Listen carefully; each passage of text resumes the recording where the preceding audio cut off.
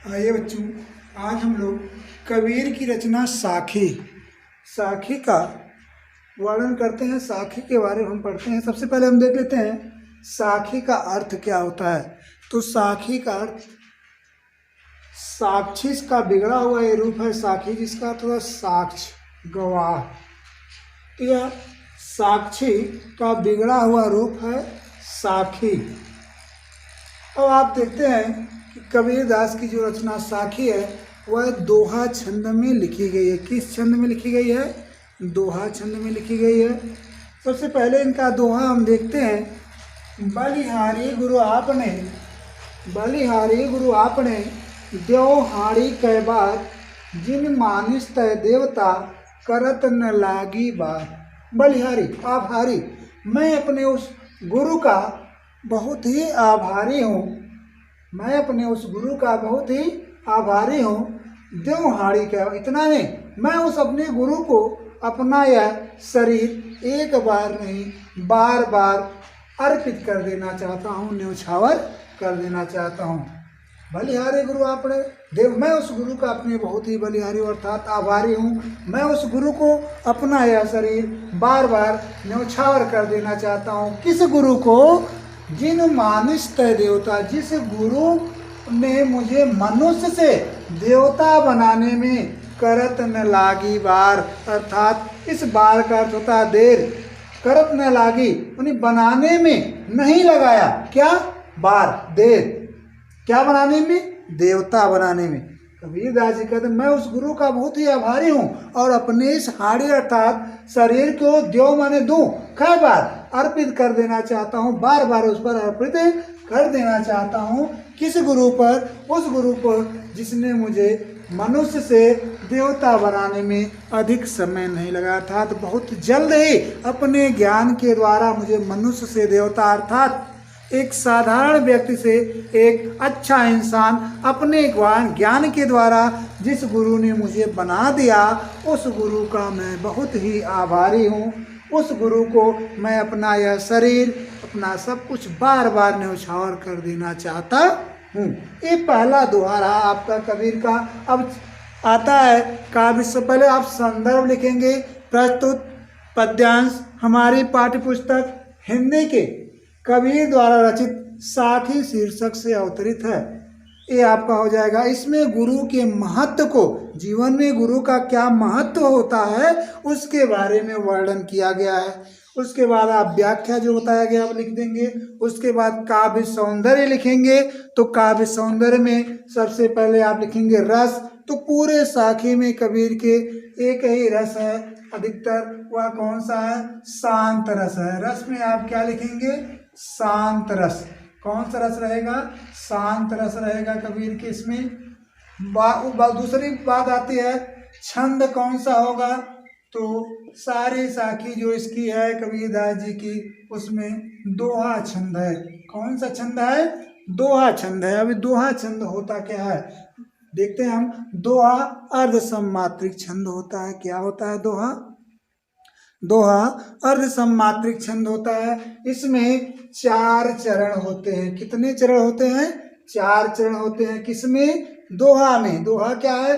अर्ध सम्मात्रिक छंद है। इसमें 4 चरण होते हैं। इसके पहले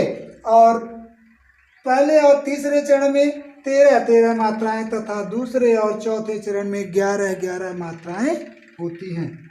इसके पहले और तीसरे चरण में 13 मात्राएं होती हैं तथा दूसरे और चौथे चरण में 11 मात्राएं होती हैं। हम देखते हैं कितनी मात्रा कैसे की। यहाँ से यहाँ तक आपका पहला चरण, यहाँ से यहाँ तक दूसरा चरण, यहाँ से यहाँ तक तीसरा चरण और यहाँ से यहाँ तक आपका चौथा चरण पूर्ण होता है। 4 चरण होते हैं। पहले और तीसरे में 13 मात्राएं, दूसरे और चौथे में 11 मात्राएं होती हैं। देखिए बलि दोनों पर 1 मात्रा, हारी दोनों पर 2 मात्रा, गुरु 1 मात्रा, आपने द्यो हाड़ी कै, इस पर भी 2 मात्रा होगी, कै बार। इधर देख लेते हैं 1 1 2 1 1 2 2 1 2 1 1 1 1 2 2 2 1। देखते हैं पहला चरण आपका यहाँ तक समाप्त होता है, क्या मात्रा हो रही है 13 की? नहीं हो रही है। तो 1 2 2 4 2 6 2 8 2 10 1 11 2 13, पहले चरण में 13 मात्रा। फिर तीसरे चरण में देख लेते हैं यहीं 1 2 2 4 1 5 1 6 2 8 2 10 1 11 2 13। इसके पहले और तीसरे चरण में कितना कहा? 13 मात्रा होती, तो आपको 13 मात्रा मिल गई। तथा दूसरे और चौथे चरण में 11 मात्राएं होती हैं दोहा छंद में। तो दूसरे में देखते हैं 2 2 4 2 6 2 8 2 10 1 11 मात्रा। फिर चौथे में देखते हैं 1 2 3 4 2 6 2 8 2 10 1 11। इस तरह से आपका एक दोहा छंद हुआ। क्या होता है? अर्ध सममात्रिक होता है। इसके पहले और तीसरे चरण में 13 मात्राएं तथा दूसरे और चौथे चरण में 11 मात्राएं होती। तो रस हो गया शांत, छंद हो गया दोहा। कबीर की भाषा क्या है? कबीर की भाषा है पंचमेल खिचड़ी या सदुक्कड़ी। पंचमेल खिचड़ी या सदुक्कड़ी, ये आप लिख देंगे। और आप यहाँ देखते हैं एक बार यहाँ आया एक बार यहाँ आया, तो यमक अलंकार होगा। अलंकार में क्या लिखेंगे? अलंकार में पहले दोहे में है यमक अलंकार। यमक अलंकार कहाँ होता है? ध्यान देंगे, जहाँ कोई शब्द 2 बार या 2 से अधिक बार आए और जय बार आए तय बार उसका अर्थ अलग अलग हो, वहाँ यमक अलंकार होता है। यहाँ पहली पंक्ति में एक बार आया, दूसरी पंक्ति में फिर यहाँ बार आया, लेकिन पहली पंक्ति में कई बार अर्थात बार बार की बात कर रही है। दूसरे पंक्ति में जो बार है, इस बार का अर्थ है देर या समय। तो दोनों का 2 अर्थ होने के कारण यहाँ अलंकार आपका यमक अलंकार होता है। इस तरह से आपका पहला जो दोहा था वो समाप्त हो जाता है। दूसरे में भी गुरु की महिमा का ही वर्णन करते हुए कबीरदास जी ने कहा है, सतगुरु की महिमा अनंत, अनंत किया उपकार, लोचन अनंत उघाड़िया, अनंत दिखावण हार। हमारे सतगुरु की महिमा क्या है? अनंत है, अपरंपार है। उन्होंने हमारे ऊपर तमाम उपकार की, अनंत किया उपकार, अनगिनत उपकार हमारे ऊपर उन्होंने किया। किसने? हमारे गुरु की महिमा अपरंपार है। उन्होंने हमारे ऊपर तमाम उपकार किया, हमारी कई तरह से उन्होंने भलाई की। किसने? हमारे गुरु जी ने। लोचन अनंत, उन्हें अपने ज्ञान के द्वारा, हमारे गुरु जी ने अपने ज्ञान के द्वारा मेरी दिव्य दृष्टि खोल दी। किसके द्वारा? लोचन अनंत, अनंत कहते हैं दिव्य से, मेरी दिव्य दृष्टि खोल दी, उघाड़िया मैंने खोल दी, अनंत दिखावनहार। इस प्रकार उस अनंत परमेश्वर के, अनंत परमात्मा का उन्होंने दर्शन कराया। किसने कराया? हमारे गुरु जी ने किया। यही हमारे ऊपर उपकार है। क्या है? सतगुरु की, हमारे गुरु की महिमा अपरंपार है। उन्होंने हमारे ऊपर तमाम उपकार किए हैं, तरह तरह की हमारी भलाई उन्होंने किया। उन्होंने मेरी दिव्य दृष्टि खोल दी है और अनंत परमेश्वर या ईश्वर परमात्मा का क्या किया? उन्होंने हमको अपने ज्ञान के द्वारा दिव्य दृष्टि खोल करके दर्शन कराया है। इस तरह से आपका एक दूसरा है, इसमें भी रस वही होगा, शांत रस, छंद दोहा होगा, भाषा वही है पंचमेल खिचड़ी। यहाँ अनंत के कई अर्थ हैं, एक अनंत का अर्थ कुछ और है, एक अनंत का कुछ और अर्थ है, इसलिए यहाँ भी आपका अलंकार यमक होगा अनंत। और एक अनंत ईश्वर के बारे में, एक कई होगा इसका, इसलिए यहाँ क्या होगा? यमक अलंकार होगा। अब हम देखते हैं तीसरे दोहे में है, दीपक दिया तेल भरी, दीपक दिया तेल भरी, बाती दई अघट, पूरा किया बिसाउड़ा, बहुर न्यावय हट। कबीरदास जी कहते हैं, गुरु ने शिष्य रूपी दीपक में, वास्तविक दीपक नहीं, शिष्य को ही क्या मान लिया है? दीपक मान लिया है। तो गुरु ने शिष्य रूपी दीपक में भगवान के भक्ति रूपी तेल को डालकर या भर करके, किस दीपक में? शिष्य रूपी दीपक में भगवान के भक्ति रूपी तेल को भर करके, बाती दई घट, कभी न घटने वाली, आजीवन चलती रहने वाली, अर्थात कभी न समाप्त होने वाली ज्ञान रूपी बत्ती को डाल दिया गुरु ने। किसके? शिष्य रूपी दीपक में भगवान के प्रेम या भक्त रूपी तेल डाल करके कभी न घटने वाली ज्ञान रूपी बत्ती उस शिष्य रूपी दीपक में कभी गुरु ने डाल दिया। इस प्रकार उस गुरु गुरु ने उस अपने शिष्य को परिपूर्ण तरीके से अच्छी तरह से तैयार कर दिया है अपने ज्ञान के द्वारा या इन तरीकों से। अब बहुर्न्याव, अब वह शिष्य फिर दोबारा इस संसार रूपी हट्ट अर्थात बाजार में फिर वापस नहीं आएगा, अर्थात वह शिष्य अब इस संसार के आवागमन से बार बार जन्म मृत्यु का जो चक्र है इससे अब उसको मुक्ति मिल गई, उसको मोक्ष मिल गया। अगले हम देखते हैं, बूढ़े थे पर उबरे, गुरु की लहर चमकी, मेरा देखा जरा उतरी पड़े फरंग। कबीरदास जी कहते हैं इस संसार रूपी इस संसार के भवसागर में मैं जो मोह माया है, इस मोह माया रूपी भवसागर में तो मैं बूढ़ ही गया था, डूब ही गया था, अर्थात इस मोह माया के चक्कर में पड़ ही गया था, पर लेकिन उबरे, बच गए। बूढ़े थे पर उबरे, मैं तो डूब ही गया था, इस संसार की मोह माया रूपी मोह माया में पड़ ही गया था, लेकिन बच गया। गुरु की लहर चमक, कैसे बच गया? गुरु के ज्ञान रूपी लहर की चमक से हम क्या हुए? इस संसार के मोह माया रूपी भवसागर में डूबने से बच गए। हमने ज्ञान के द्वारा देख लिया कि ये हमारा जो शरीर रूपी भेड़ा अर्थात नाव है, जो इस जीवन को पार लगाने वाली है, वह बहुत ही जर्जर अर्थात बहुत ही पुरानी हो चुकी है। तुरंत हमने इस शरीर रूपी नाव को त्याग करके अपनी इस आत्मा को इस शरीर से अलग कर लिया। इस तरह से आपका ये तीसरा नहीं चौथा समाप्त होता है।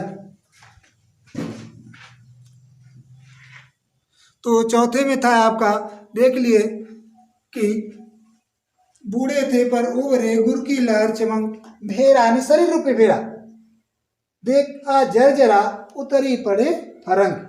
अगला हम देखते हैं तीसरा, चिंता तो हरि नाव की और न चिंता दास। वास्तव में कबीर कहें जो भगवान का सच्चा सेवक होता है उसको सिर्फ और सिर्फ परमात्मा की ही चिंता होती है, अन्य किसी चीज की धन दौलत अन्य किसी मोह माया में उपड़ता नहीं है। इसी का वर्णन करते हुए कबीर कहते हैं, चिंता तो हरि नाव की और न चिंता दास। जो सच्चा दास है, सेवक है भगवान का, उसको भगवान के नाम स्मरण के अलावा और किसी चीज की चिंता नहीं होती और किसी चीज के बारे में वो सोचता नहीं है।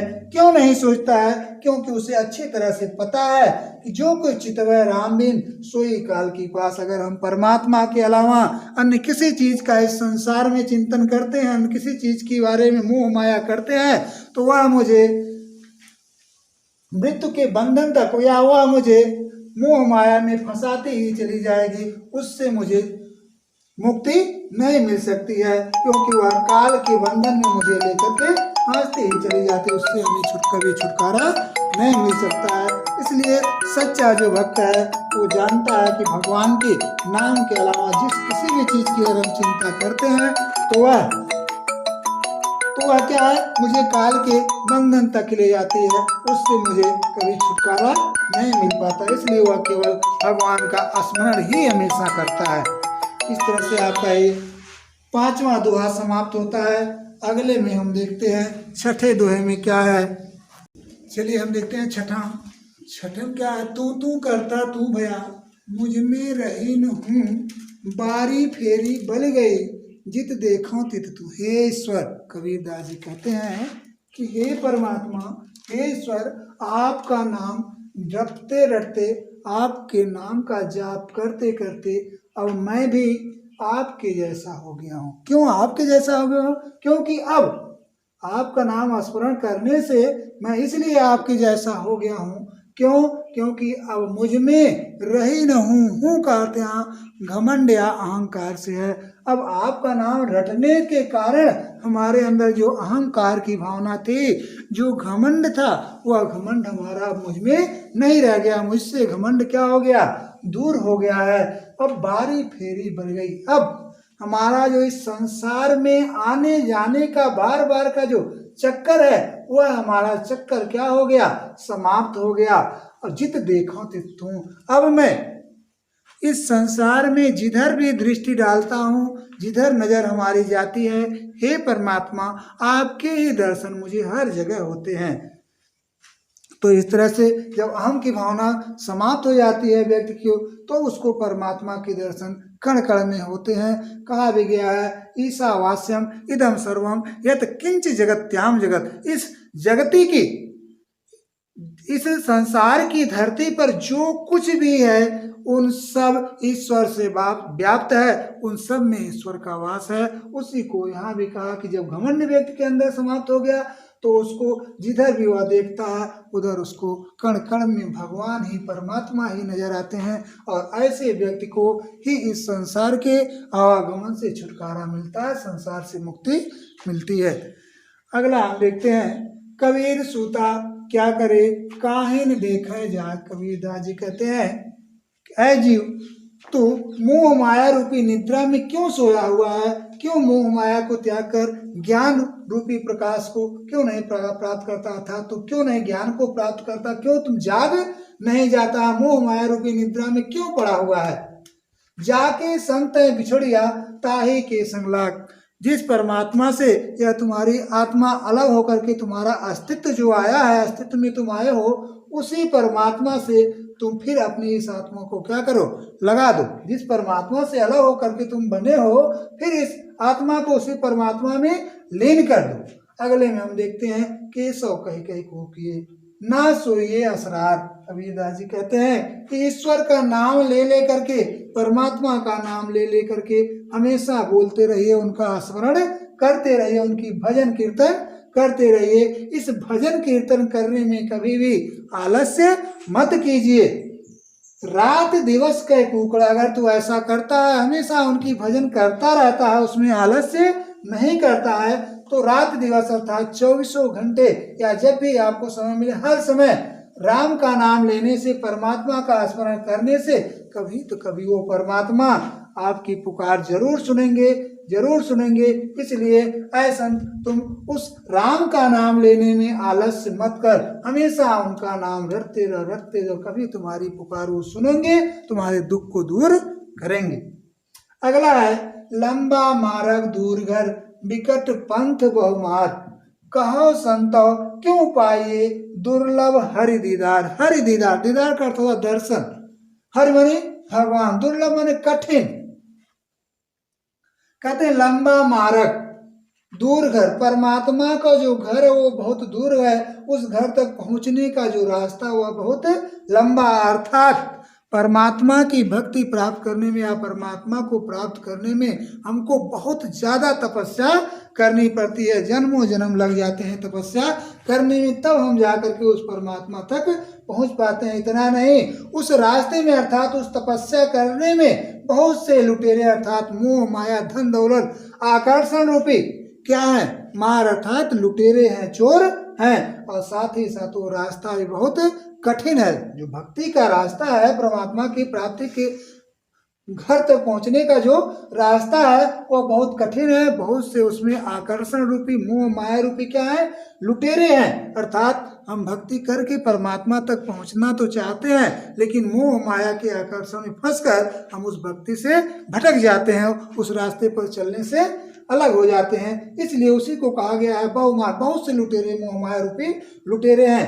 कहो संत, कबीरदास जी कहता है, ऐ सज्जनों या ऐ संत जन, आप ही बताइए, इस तरह से जब इतनी कठिनाई भगवान की भक्ति करने में है तो फिर आसान नहीं है उनका दर्शन कर पाना, दुर्लभ, बहुत ही कठिन है परमात्मा का दर्शन कर पाना। अर्थात हमें बहुत ही तपस्या करके सारी मोह माया इन सारे आकर्षणों से दूर हट करके तभी हमको भगवान के दर्शन हो सकते हैं। बहुत आसानी से साधारण तपस्या से उनके दर्शन होना संभव नहीं है। अगला देखते हैं, अगला है, यह तन जा रहा मस करो लिखो राम का नाम, लेखन करो करंक की लिख लिख राम पठाओ। कबीरदास जी कहते हैं, मैं अपने उस परमात्मा रूपी प्रीतम के वियोग में अपने इस शरीर को जला करके क्या बना दूंगी, मस। मस का मतलब होता है राख या राख की स्याही, तो मैं उस परमात्मा रूपी प्रीतम के वियोग में अपने स्तन अर्थात शरीर को जला करके राख बना दूंगी और उस राख रूपी स्याही से राम का नाम लिख लिख करके, अपने प्रीतम परमात्मा का नाम लिख लिख करके अपने इस शरीर की जो हड्डियां हैं उस हड्डियों की कलम बनाकर उस कलम से परमात्मा का नाम लिख लिख करके बार बार उन तक मैं क्या करूंगा, भेजता रहूंगा, भेजती रहूंगी। कभी न कभी जरूर वो हमारी पुकार क्या करेंगे, सुनेंगे। अर्थात बार बार उन तक मैं अपने मन की भावनाओं को लिख लिख करके भेजता रहूंगा, तो कभी न कभी तो हमारी बात जरूर वो क्या करेंगे, सुनेंगे। इस तरह से 8 पाई 10वां दोहा समाप्त होता है। अगले में हम देखेंगे 11वें में